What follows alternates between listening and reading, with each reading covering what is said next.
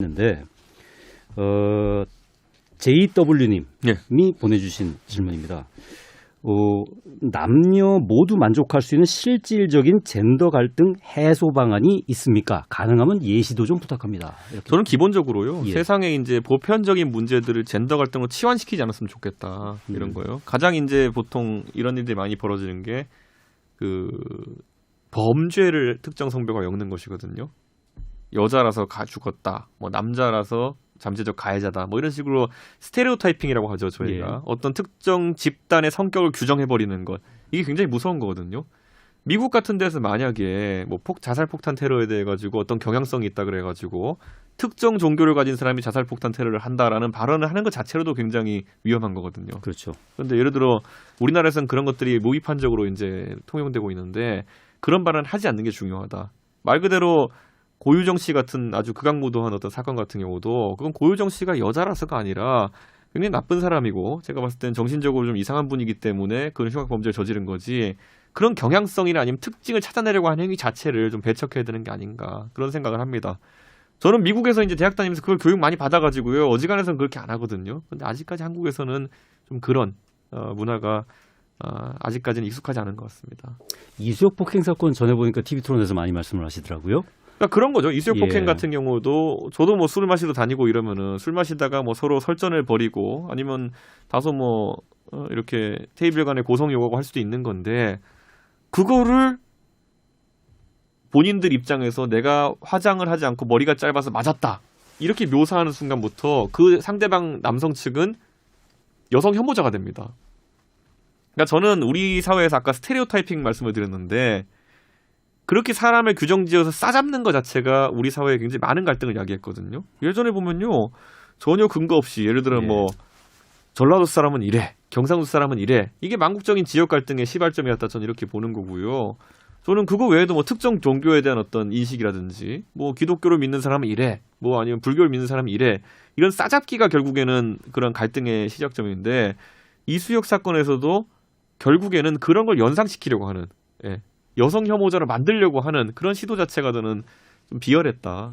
그리고 거기에 비열한 건 그 사람들이고 33만 명이 가가지고 서명할 정도면은 저는 이거는 광기에 가깝다. 저는 그런 생각을 좀 합니다. 이 문제를 만들고 그다음에 뭐 적이 생기더라도 솔직하게 드러내는 것이 옳다라고 이제 이 위원은 계속 말씀을 하시는데 사실은 그게 정치인의 덕목 기존 그 정치인의 덕목은 아니었잖아요. 그러니까 저는 이제 공감과 해법 제시에 있어가지고 지금 우리나라의 정치인들은 어지간해선 공감형으로 진화합니다. 근데 그 공감형의 진화가 과도하면은 해법은 안 나오고 증오만 커지는 경우가 있거든요. 가장 대표적인 게 예전에 뭐 이런 사람들이 굉장히 본인의 선의로 시작했을지 모르겠지만은 굉장히 나쁜 사람으로 진화하는 경우가 있어요. 예를 들어 히틀러 같은 사람들 처음에 보면 독일 사람들이 1차 세계대전 이후에 힘들어하니까 그걸 돌리고자 당신들이 힘든 것은 뭐 상공이나 이런 것들을 전부 다 유대인들이 장악했기 때문에 당신들 착취해서 그런 거야. 라는 분석을 내놓으면서 혐오를 조장했죠. 그거 외에도 뭐 관동 대지진 때도 보면은 지진 나가 집이 불타고 이러는데 조선인들이 폭동을 일으켰다. 일본 사람들이 그건 그렇게 한 사람들 아주 나쁜 사람들인 거죠. 전 그런 것처럼 이런 어떤 좀 더 시욱이나 이런 걸 하는 사람들 이런 사람들은 강하게 배척돼야 되는 거 아닌가. 좀 그런 생각을 합니다. 저는. 제 세대만 해도 사실은 저희 기자 입사 동기들이 10명인데 10명 중에 여기자가 1명일 정도로 사실은 굉장히 뭐랄까요 여성들에게 좀 불리한 구조랄까 사회적으로 이 일을 하는 데 있어서 그런 부분들이 분명히 저도 존재한다고 느꼈고 그 부분에 대해서 미안한 감정도 있고 그랬거든요. 그렇죠. 그래서 사실은 좀 이제 이 위원하고 좀 정서는 좀 다를 수가 있어요. 그래서 그렇게 생각해서 그런지 몰라도 또 이제 이 작년 세대에 이제 많은 분들이 이 공세적 수혜자가 아니냐. 그러니까 뭐 말을 좀 심하게 하시는 분은 트럼프식 갈라치기다. 그래서 적을 만들고 해가지고 뭐 이렇게 갈라침으로써 나의 지지 기반을 굳히는 뭐 그런 정치적 스킬 아니냐. 뭐 이런 식으로 혹평하시는 분들도 있어요. 저는 뭐 그렇게 생각하는 것이 아까 진중근 교수가 얘기했던 것처럼 대한우파의 성격으로 가는 것이 아니냐 이런 것인데 이번 젠더 이슈 같은 경우에는 이준석이 만든 갈등이 아니라 현존하는 갈등에 대해 이준석이 분석하고 있는 겁니다. 예를 들어서 서울시장 선거에서 또는 지난 2018년 선거에서도 비슷한 표심이 나왔거든요. 서울시장 선거에서 72.5대 40이라는 아니 오세훈이라는 굉장히 여성 친화적인 후보를 놓고도 그런 결과가 나왔다고 하면은 이건 굉장한 갈등이 존재하는 거다라고 저는 분석한 것이고 다른 분들은 그게 아니다라고만 하시고 그런 뭔지를 말씀 안 하세요. 왜냐하면 20대, 30대에서만 관찰되는 특이한 현상이거든요.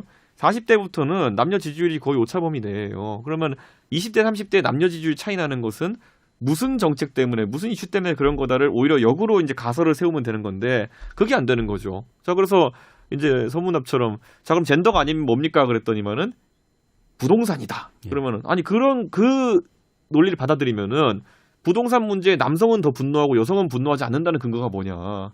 또는 그럼 공정이다 이래버리면은 여성은 덜 공정하다는 것이냐. 이게 다 해석이 안 맞거든요. 그렇기 때문에 저는 지금 어쨌든 이번 보궐선거 이후에 이준석이 젠더 가운데 선 게 아까 말했던 갈라치기 이전에 저는 제 가설을 바탕으로 분석을 해놨어요. 근데 여기에 대한 합당한 반론이 안 들어오면서 이걸 인정하는 사람은 없는데 대항할 수 있는 이론이 없는 그런 상황 정도다. 참 특이한 상황입니다. 저는 그래서 아직까지도 저는 이제 2달 가까이 됐는데 항상 가면 물어봅니다. 어떤 방송 가면은 자 젠더가 아니라고 만약에 부인하시면은 뭐냐? 아직까지 저는 답을 못 들었습니다. 예.